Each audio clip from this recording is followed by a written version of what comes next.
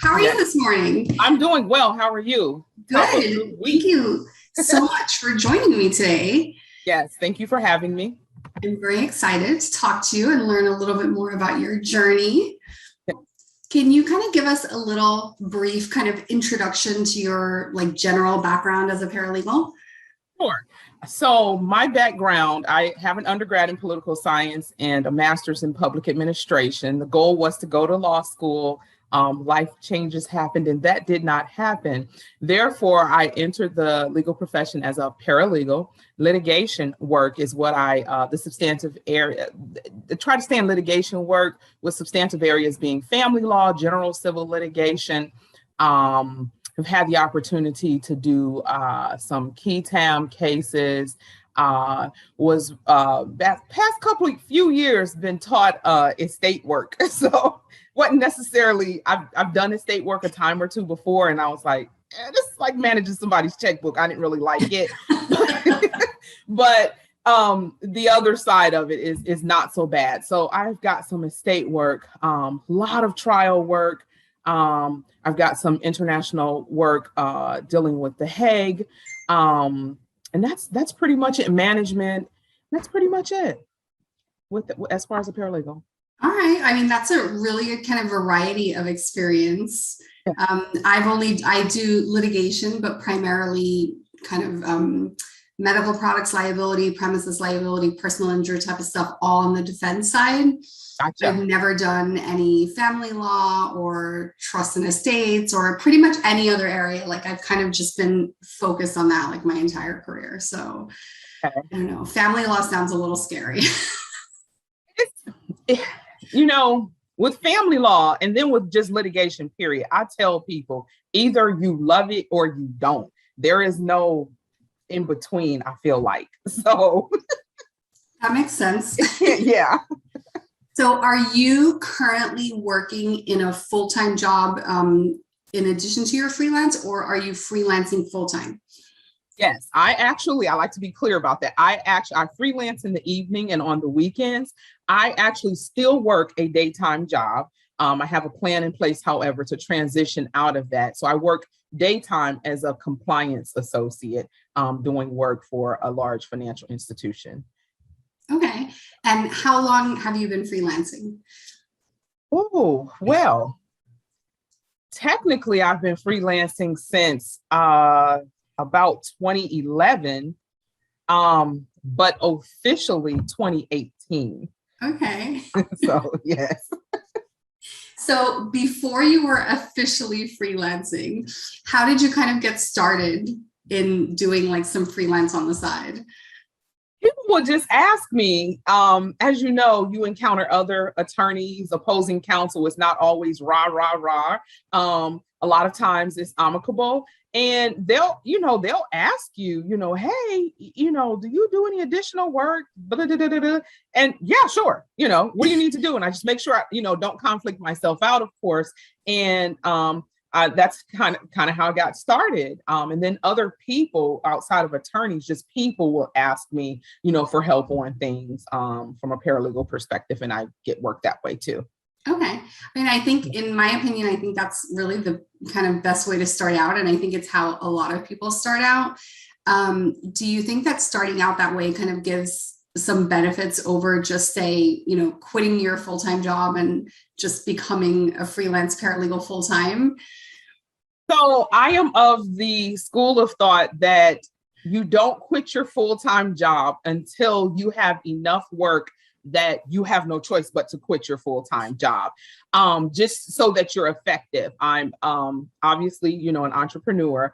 So I would say in that fashion, yes, because you can decide a couple of things. One, if in fact that's for you, because it's a completely different type of demand, completely. You have to be extremely organized. It's all on you.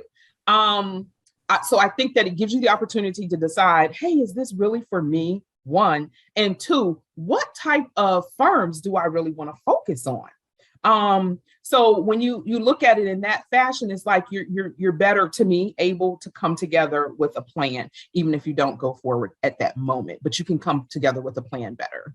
Yeah, I definitely agree. Plus, I think it's really good to have kind of that safety net of your regular paycheck while you're kind of building up your business. And Transition. it Yeah. gives you, I think, just a lot more protection. So I'm definitely a fan of people starting freelance kind of on the side, because I think most people are not going to have enough work to keep them kind of busy full time unless I don't know, they come across like some, I don't know, maybe an attorney that they already know that has like a huge project or something like that. But I think most people are not going to have kind of a full-time workload to start out.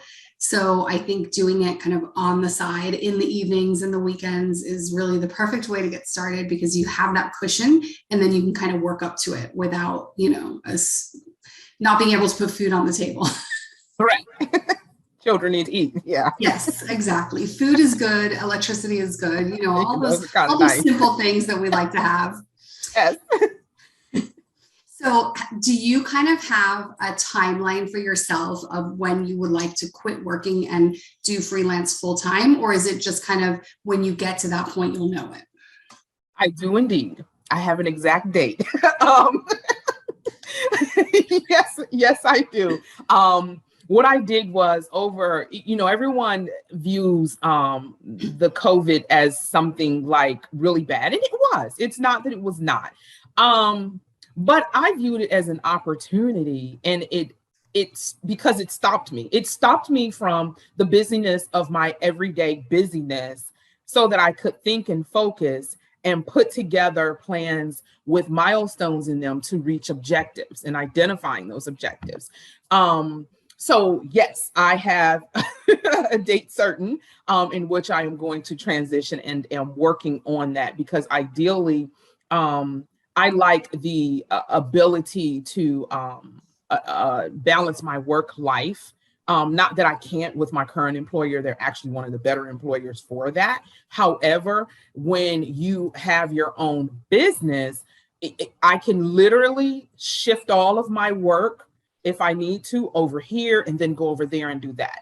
I have two children. One is in college and one is in high school. Even though they're older, they still require, quite a bit from my husband, from us, my husband and myself. So it's always good to be able to have that type of flexibility. And in addition to that, there are other things that I have identified that I want to do. So I like that. Yeah. Awesome. I love it. I mean, I think I agree with you. Like COVID, obviously not a good thing overall, but I think for a lot of people, myself included, it has really kind of opened up a lot of opportunities. I know for me, before COVID, I was spending, like many people, about 2.5 to 3 hours every single day driving to work.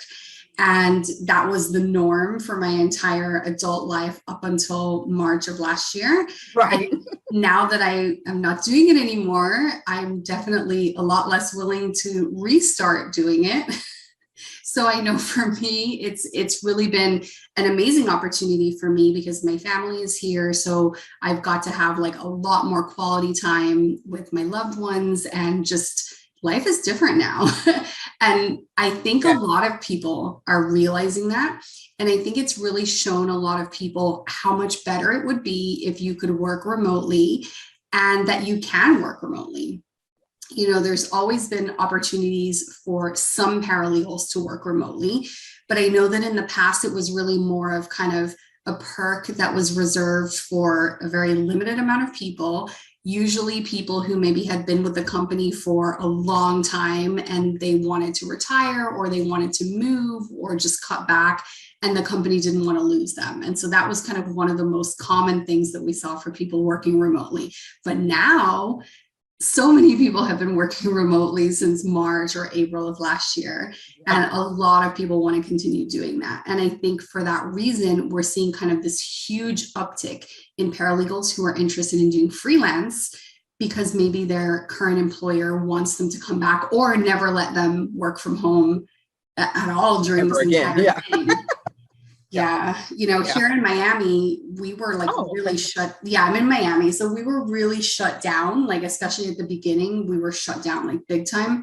And I was kind of honestly like surprised at how many law firms didn't let people work remotely. And I have like really good friends that never worked remotely the entire time. Wow. And I'm like, how is this possible? Like Interesting. our building actually shut down. So like you couldn't even go. You couldn't go. Yeah, us too. Yeah. So That's I mean, I see interesting. like friends of mine who literally never worked remotely the entire time. And I'm like, what? Like, does your That's employer weird. hate you? Like, what's going on?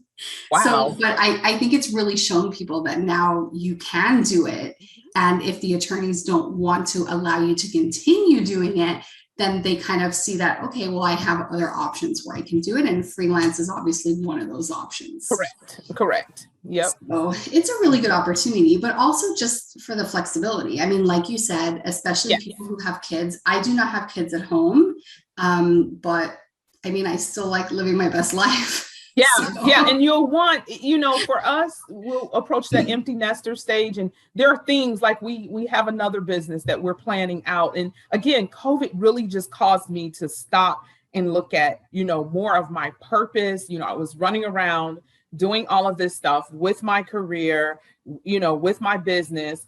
And then community service. I'm a big community service worker. And it's like it really made me stop and say, okay, I really need to focus here. Do you see what you did here? Well, if you really did what you're supposed to do, you could make this much over here. You're just playing around over here and you're making this much, so it caused me, for me, it was a good thing. It wasn't negative for me. So yeah. I agree. Yeah. So I was looking at your website. So the next question that I have for you is talking about rates. And I know from your website that you do an hourly rate, and then you also have some project rates available. So, and obviously you don't have to tell us any amounts, but generally, can you give us any insight on how you initially decided to set your fees? And also if you have different fees for different types of work that you do? Yes. The way that I decided to set my fees, because initially I was working for a law firm here, I focus on smaller to mid-range law firms. So I look at the rate that a small to mid-range law firm would charge for me to a client. And then I would typically be paid a percentage of that. So I looked at that in conjunction with my skill set, inventoried my skill set, my education, experience, all of that, considering the market, but more so the value that I bring. And then I take a percentage of that and I come up with my hourly rate. Now, if it is a large project, like I've had the benefit to do some legal process improvement, project management type work with a firm, in that helping them to become more proficient and efficient in what they do, identifying the software that they need, transitioning from their current platform to the new platform, things like that. That's a larger scale project. So on something like that, I would give a flat rate that would obviously not cut me out, because you tend to have more hours invested in that type of work, but also that would not constantly nickel and dime the client. So yes, I set different rates for different things, but a typical hourly rate, that's how I set my hourly rate. And then I, according to the project, will look at that time that's needed and go ahead and come up with a flat rate. And that's it. When it comes to preparing documents, again, as I've stated before, I'm getting a lot of people coming to me individually wanting things, a lot of people starting businesses, and I know how to do articles of organization, how to do operating agreements, I know how to do those things. So they'll come to me. So I will charge a flat rate per document. For example, I have a client right now came to me and they need a user agreement for their website. And I said, okay. So I went, and like with that, they thought they just needed a user agreement. So I will tell them, hey, you also need this, that, and the other, because for example, this particular company is collecting data. So they're going to need a privacy notice as well. So I will charge per document. And sometimes, I'll take off, if they've got 2 or more documents or whatnot. So that's kind of how I set my rates. So if you were to tell someone, I guess, who is just starting out, like one of the things, a lot of people will come into the group and say, well, how much should I charge? And then usually people will reach out to me, well, how much do you charge? And I'm like, how much I charge is completely irrelevant. Yeah. It just has nothing to do with what you should charge. Right. And I generally kind of tell people to at least, especially if they're working their day job, like they'll want to take that amount that they're working in their day job and increase it for sure. Yeah. For sure. But also to kind of take into consideration all of the different things that you're going to have to pay for as a business owner. Right. Software, hardware, equipment, right. all of the different things that you have to pay for in running a business. Yeah. Do you have business? Do you have insurance or no? Yes, that was the next thing I was going to get to. This is why I say formally. I formally set myself up in 2018. I have insurance. I encourage everyone to get insurance. It's not expensive. It's like $1,100, $1,200 a year. Completely worth it, especially if you're a sole proprietorship and, God forbid something happens and you get sued, you've got some insurance. If you're LLC, obviously, as long as you separate yourself, then they'll sue the company, but nonetheless, you need insurance. So that's one thing that comes into it. I do a lot of research. So I have a subscription to LexisNexis. So I pay for that. So depending on the work, sometimes I do get work where they want me to draft a motion to dismiss, and it's not based on the typical, boilerplate things, then I have to do some additional research or something like that.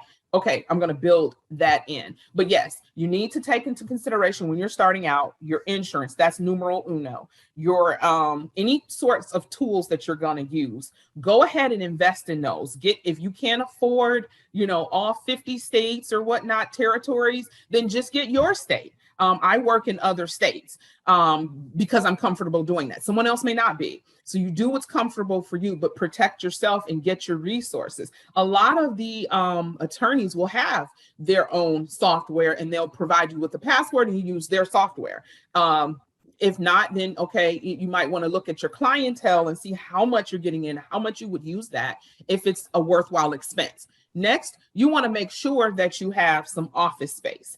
And I know people hear that and say, wow, you can get what they call virtual office space, and they will collect your mail, handle your phone calls, and also provide you with, I've seen 8 hours of space per year for a conference room. So if you have a client that you need to meet face to face, you certainly don't want to have them at your home that's your privacy, and certainly not at the coffee shop, because again, your privacy and confidentiality with the information, the data that you're working with. So you want to have that. You want to get set up printer, a laptop. Make sure you've got a good laptop. Those are things, that's $1,000 on those last two things that I would say take and just go and don't worry about it. Just go and just do it. It's well worth it. So yes. Yeah, I think there's a lot of expenses that people don't think about, especially when they first start, just kind of like doing it on the side, and they're maybe just using like whatever computer or whatever resources they already have access to. And it's really something that people have to consider. We get a lot of people who are just saying, I want to work from home. And it's like, okay, the first thing that you have to consider is, do you want to work from home as a regular employee, or do you want to become a freelancer where you're a business owner? And all of those expenses really come into play, especially in making that decision specifically. Do you use an accountant also, or no? I do not. I'm not that. Well, I take that back. We have a CPA that does our taxes. Mm-hmm. And so then they'll do my business taxes as well. But to keep tally, I'm very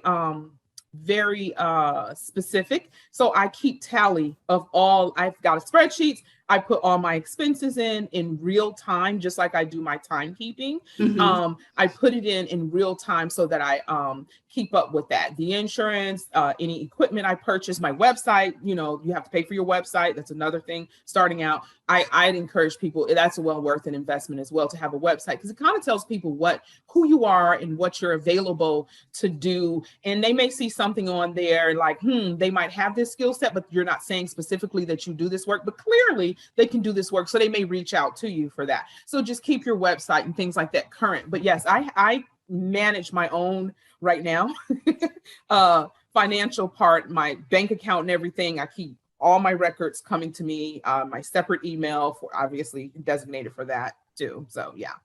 Yeah. And you bring up a good point about the website. Your website's great. I really like it. Do you do it yourself or do you have someone who does it for you? Oh, I got my daughter. She's 15. So this for me, as you see, I'm a talker. I like people. So I don't do so well with the whole social media and all of that type thing when it comes to marketing. So I got some input for her. She designed my logo. And I used a Wix platform that kind of just pulls stuff in, and I'm like, okay. And I go and get my daughter. What do you think about it? Well, that looks like this, mama. And then it might look this way on the somebody if they have a phone. What? They should be going, so you don't think about stuff like that. So I got some help from her for that. I've not been as successful with my my social media. I've tried. But that right there, yeah, I'm not as consistent with that. So yeah. It's hard to be consistent with the social media. That's one of the things that I actually do freelance is right now I'm doing more social media than I am doing paralegal. But one of the things that I tell people is just pick one platform and just try to be consistent with that one. Because what people try to do is, okay, we got to do a Facebook page, we got to do a LinkedIn, and a LinkedIn profile and a LinkedIn page, and then we got to do an Instagram and a Twitter. And then like people are asking me now, do I need to do TikTok? And I'm like, first of all, just pick one. It's okay. I just started on TikTok like a week ago. Wow. Okay. I'm trying to embrace being on video, which is not always easy for me. But, to me, it is important, I feel like, to have a website, even if, a lot of people are just getting their clients from word of mouth. And so they may feel like, oh, I really don't need to have a website because I'm not out there advertising.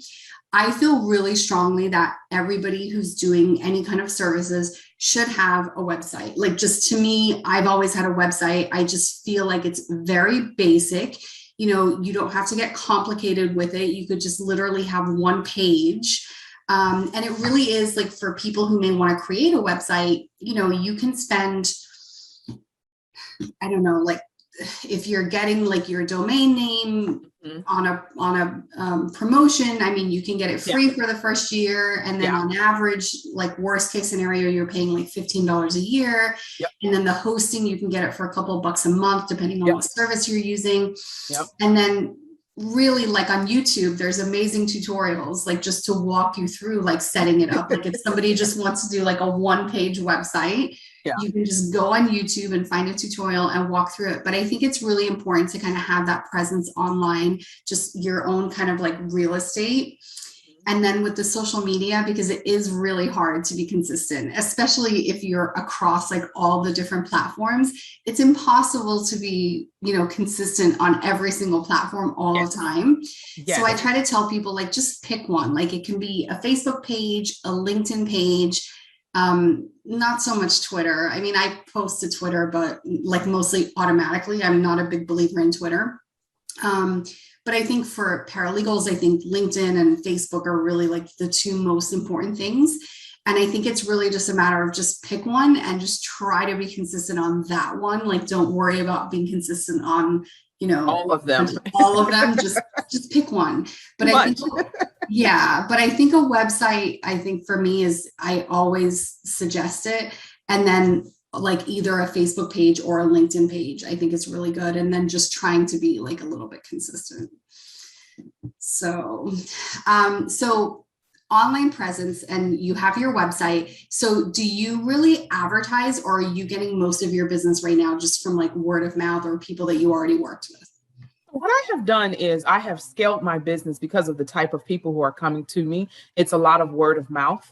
That I get. One of my best friends owns a law firm here and actually provides me with a good bit of work from time to time, and word of mouth and other people who know me. So what I have done is I have advertised for other things that I do. For example, I also, out of necessity, learned how to put together a strategy for sending your kid to college without any student loans, using scholarships. So that type stuff you will see me advertise, because people don't know that I do that. So if I'm doing, and I was doing a workshop, so I did that this past weekend, for example. So I started advertising that about a month ago when I decided to do it, and everyone kept coming to me asking me. If it's sometimes on my Instagram, I will advertise my discovery work. I'm very good at discovery. I will advertise that, put little funny, meme things on there, advertising that, advertising my services. I'm trying to think. Pretty much that's how I've been advertising. So don't pay for any ads or anything like that. I've never done that yet. I subscribe to like some databases where people go. So I do that from time to time. So yeah. I love that you're kind of doing a variety of different things. And I think for people in general, I think it's really good to kind of have that like variety. So not just like for me, I do freelance paralegal work. I've been a paralegal for almost 25 years. So obviously I can do it. But like now I'm doing a lot more social media stuff. And that's actually really right now where my focus is, even more than paralegal work. And then I do like the CLE and I do the annual paralegal cruise. So I kind of have like this kind of little variety of things going on at any given time. And I think it's just kind of a really good reminder for people that there are additional things that you can do, using like those skills and that knowledge that you have. So for me, like social media just comes really naturally. So even though it's not like paralegal work, it's very related because we're all using social media. And so it's something that I can kind of easily transition into, just based on past experience, that gives me kind of an additional revenue stream and like an additional area to focus on. Correct. So I love that you're kind of like branched out, like doing Thank you. things. And you mentioned something, and I have not, because of the COVID, had not done this in like a year and a half. But through IPE, I will also co-teach those courses sometimes as well, the litigation pieces. And people get to know me then. They'll start bringing me up, attorneys, and they want to hire me full time. I want to come work for you. No offense, but this is what I do. I'm happy to discuss, the work. We can have a continual workflow. We can do some flat rate stuff if you're going to be continuously sending me things. But yeah, so I'll do that sometimes too. And I really enjoy with the teaching. It helps keep you fresh, but also you're lending that extra expertise to people in the community who are newer in the profession than you, I once sat in that seat and may not have felt as comfortable with the work and thought, gee, I can just go and take a class. Oh, wow, my employer is sponsoring this. So I go out and I do those sometimes as well. And that helps with people knowing what I do. Yes. And I really think that teaching continuing education is a really great way to kind of, demonstrate your expertise. And so I'm obviously a huge fan of that as well. Yeah. I just think that that's really a great way to get your name out there. It doesn't cost you anything. And especially when you're looking at like bigger platforms like that, they obviously have a huge reach. And people are really kind of getting to know you like through your teaching. And I think that's really a very valuable way of getting your name out there. Yep. I like it. Love it. So I know that we kind of touched on just like work-life balance and how when you're doing the freelance work, you kind of have like the option of like reshuffling things and moving things around. So would you say that being a freelance paralegal, and obviously right now you're still working full-time, but you still kind of have the taste of it. Do you think that that's going to give you a much better work-life balance once you start doing it full-time? Yes, it will, because it will allow me to handle the other business venture that my husband and I have. Right now, I can't do two. I can do, one, because obviously I work a day job. So yeah, so it gives me that flexibility. And just, again, I don't mind going into the office. I'm not saying that, but I just have a different realization now. of, you know, how your life should be, the hecticness of the, you know, hour and a half one-way commute type deal, 3 hours a day in my vehicle. Although I like my vehicle, I'm not real sure I plan to be in it quite that much. You know, there's so much more. I feel like there's so much more effectiveness. I could be so much more effective as a freelance paralegal. I could just be so much more effective to my home, my children, of course, you know, but my community and myself, you know, take much better care of myself in that fashion. So. Yeah, I definitely think since I've been working from home, I definitely take much better care of myself. That's for sure. That's for sure. All right. Well, I think that's all the questions that I have for you. Do you have anything else generally that you would like to share for people who are kind of just getting started or who are interested in getting started in doing freelance work? I would say two things. Number one, always surround yourself with the right people. The right people come in many different shapes and forms and, you know, everything. So it may not be what you think at the outset. Just be open to people and always surround yourself with the right people, because in large part, me having the right people around me is what really catapulted me out there. You know, again, I have a friend who owns a very successful firm who has always been, you need to be doing this.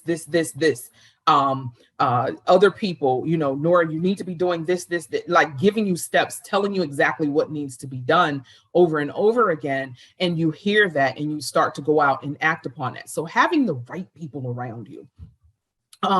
Number two, what I would say is don't be afraid. Whatever your life circumstances, we all have things that are going on.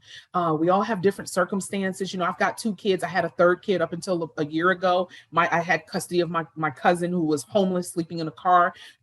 So I had that whole crazy dynamic. Go and do it. Go and do it. If you're afraid, if you're, you know, you feel like you got too much going on, go and start out doing it part-time or on the side, but go and do it and do it correctly. Set your business up properly and run it properly. Run it like a business, run it like you mean business, and you will grow. You will have no choice but to grow. So those are the two things that I would say.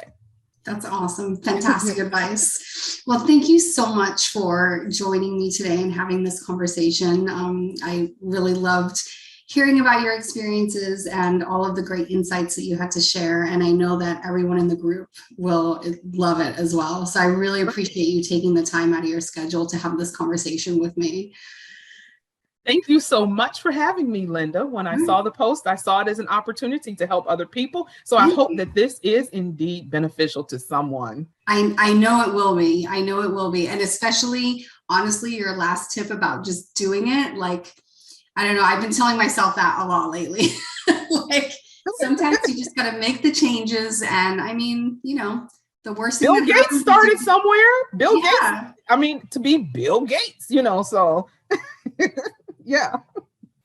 All right. Well, thank you so much. I hope the entire rest of your day is fantastic. Yes. Thank you so much. Thank you so much. You have a great day and thank you for having me again. All right. Bye-bye. Okay.